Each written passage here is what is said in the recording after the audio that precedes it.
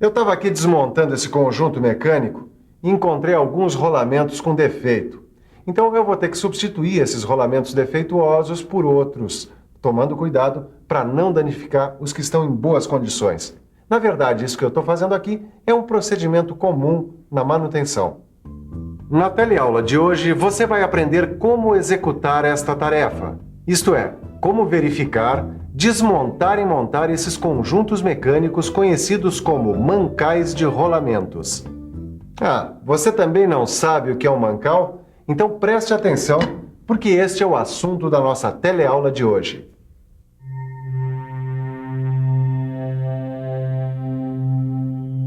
Alguns eixos e os rolamentos são elementos girantes de uma máquina. Esses elementos, para funcionarem, necessitam de um suporte de apoio que tem o nome de mancal. E os mancais se dividem em dois tipos, os mancais de deslizamento e mancais de rolamento. Nessa e na próxima teleaula, você vai conhecer os mancais de rolamento. Este aqui é o mancal de rolamento.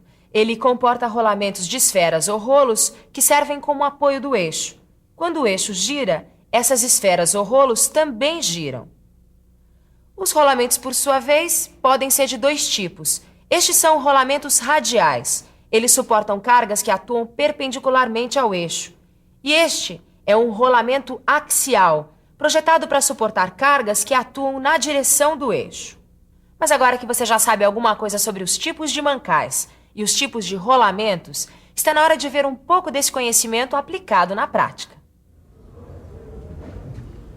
Então, Caio, o que é que manda aí? Ô, mestre Paulo, tava mesmo querendo falar com o senhor.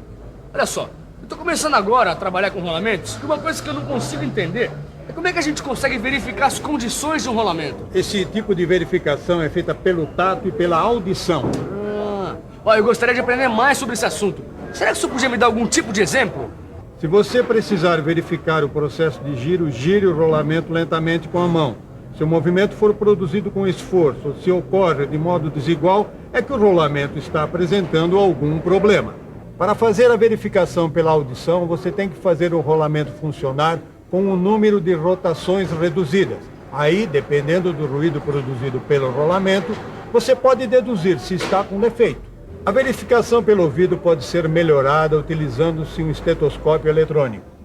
Colocando-se a haste de contato sobre o mancal, tem-se os ruídos produzidos pelo rolamento amplificado, sendo assim mais fácil de identificá-los. Antigamente, esta verificação era feita com uma chave de fenda ou bastão de madeira.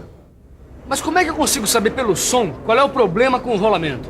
A prática vai ensinando. Por exemplo, se for um som assim como um zumbido, é porque as pistas do rolamento estão sujas. Se for um som mais forte, bem estrepitoso, é porque as pistas do rolamento estão danificadas ou descascadas. Agora, se for um som metálico assim tipo um silvo, aí é sinal de uma pequena folga ou falta de lubrificação. Bom, precisa ter um ótimo ouvido, né? E é preciso mesmo.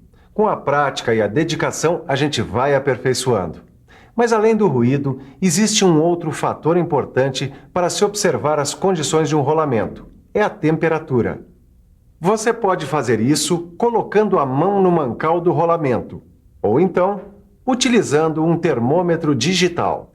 E quando a temperatura estiver mais alta do que o normal, ou então estiver variando muito, isso significa que o rolamento tem algum problema. E este problema pode ter diversas causas.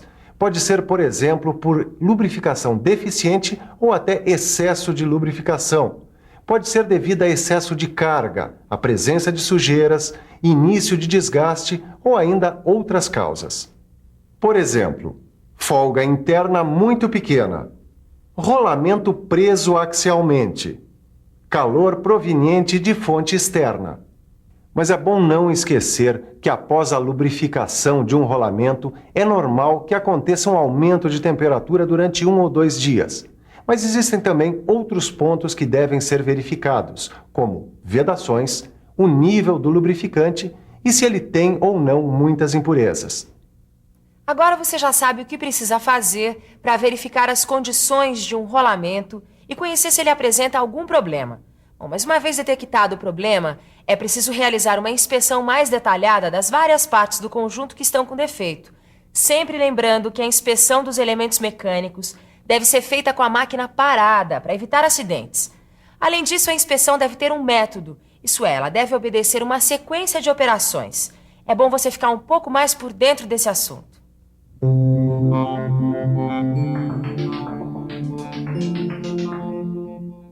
Antes de tudo, é preciso limpar com cuidado as superfícies externas do conjunto a ser desmontado. É importante anotar a sequência exata da remoção das peças, que servirá de guia para a montagem posterior. Com a retirada dessas peças, será mais fácil a remoção do eixo com o rolamento. Após a retirada do eixo com o rolamento, é preciso verificar o lubrificante. Vários tipos de impurezas podem ser sentidas através do tato. E uma fina camada de lubrificante espalhada nas costas da mão permite que você realize uma inspeção visual. Outra coisa muito importante é não permitir que sujeiras e umidade penetrem no conjunto desmontado, enquanto é realizada a inspeção do rolamento. É necessário proteger o conjunto com plástico ou pano. Depois, você deve lavar o rolamento exposto. Essa lavagem deve ser feita com pincel e querosene. Lembre-se, porém, que rolamentos blindados com 2 placas de vedação ou proteção nunca deverão ser lavados. Uma vez lavado o rolamento, é preciso secá-lo com ar comprimido ou pano, mas nunca use estopa, pois os fiapos podem contaminar o rolamento. E no caso do ar comprimido, é preciso ter cuidado para que nenhum componente do rolamento entre em rotação. Tanto na operação de desmontagem quanto na de montagem de um rolamento, é necessário ter vários cuidados. Se um rolamento apresentar problemas, eu vou ter que desmontá-lo, né? Sim, mas antes de você fazer a desmontagem, o primeiro passo é marcar a posição relativa de montagem. Tá bom, e como é que eu faço isso? Primeira coisa, você tem que marcar o lado do rolamento que está para cima e o lado do rolamento que está para frente. Outra coisa fundamental é escolher as ferramentas adequadas. Certo, mas digamos que eu tenho que desmontar um rolamento com interferência no eixo. Como é que eu faço? Realmente tem muitas coisas para você aprender sobre esse assunto. A desmontagem de rolamento com interferência no eixo é feita com um saca-rolamento, de modo que as garras da ferramenta fiquem apoiadas diretamente na face do anel interno. Mas se não for possível alcançar a face do anel interno, você deve colocar as garras sobre o anel externo. Só deve tomar cuidado para que o anel externo seja girado durante a desmontagem. Com isso, os esforços vão se distribuir igualmente pelas pistas. Isso evitará que os corpos rolantes marquem as mesmas. Se você não tiver um saca-rolamento, pode usar um punção de ferro ou um de metal, relativamente mole, com a ponta arredondada. O importante é que a ferramenta deve ser aplicada na face do anel interno. Outra coisa, o rolamento não deverá receber de jeito nenhum golpes diretos do martelo. Este método exige muito cuidado para não danificar o rolamento e o eixo. Com todos esses cuidados que o mestre Paulo indicou, você vai fazer uma desmontagem sem danificar o rolamento. E para montar o rolamento, você também deve ter uma série de cuidados, como escolher o método certo de montagem, observar a limpeza do rolamento e do local da montagem. É preciso selecionar as ferramentas adequadas, que deverão estar em boas condições de uso para a montagem. Depois disso, você ainda tem que tomar várias providências. Remover as rebarbas e fazer a limpeza do eixo e encostos. Verificar a exatidão de forma e dimensões dos assentos do eixo. Mais uma coisa importante: se você for substituir o rolamento, só tire o rolamento novo da embalagem na hora de fazer a montagem, porque a embalagem tem um protetor antiferruginoso. Se você aplicar esses princípios direitinho, pode se considerar pronto para iniciar a montagem. Mas não esqueça que você vai fazer a montagem de rolamentos com interferência no eixo. Para fazer esse tipo de montagem, você deve seguir os seguintes passos. Primeiro, lubrifique o assento do rolamento. Depois, posicione o rolamento sobre o eixo com o auxílio de um martelo. Mas lembre-se de que os golpes não devem ser aplicados diretamente no rolamento, e sim no tubo metálico adaptado ao anel interno. Para fazer a montagem, use as roscas internas ou externas já existentes no eixo. Se o rolamento for pequeno ou médio, deve-se usar prensas mecânicas ou hidráulicas. Mas se os rolamentos forem grandes, é preciso aquecê-los em um banho de óleo, numa temperatura entre 100 a 120 graus Celsius. Depois, coloque-os no eixo antes de esfriarem. Mas se o rolamento for do tipo que tem lubrificação permanente, esqueça tudo que eu falei sobre aquecimento, pois o aquecimento removeria o lubrificante e acabaria danificando o rolamento. Neste caso, você deve resfriar o eixo onde o rolamento vai ser acoplado, pois a contração facilitará a montagem. Mesmo assim, é preciso prestar atenção no tipo de aço que está sendo utilizado, pois alguns deles apresentam modificações estruturais quando são resfriados. Mas, de um modo geral, estes são os procedimentos que você deverá adotar quando for fazer uma montagem de rolamentos com interferências no eixo. Mas e se o rolamento, em vez de interferência no eixo, estiver com interferência na caixa, como numa roda, por exemplo?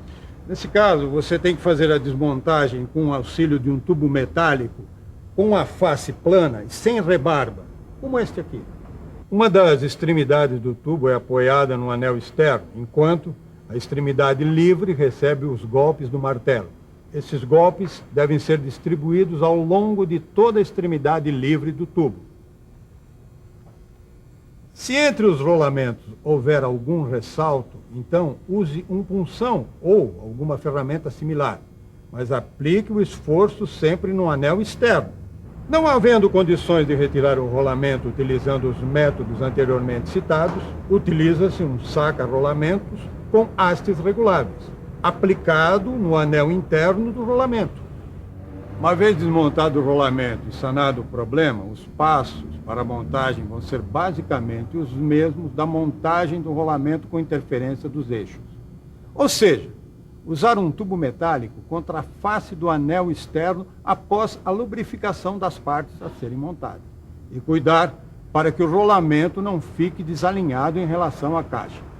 Você também pode utilizar uma prensa hidráulica ou mecânica, e se os rolamentos forem grandes, deve ser aquecida a caixa para a montagem.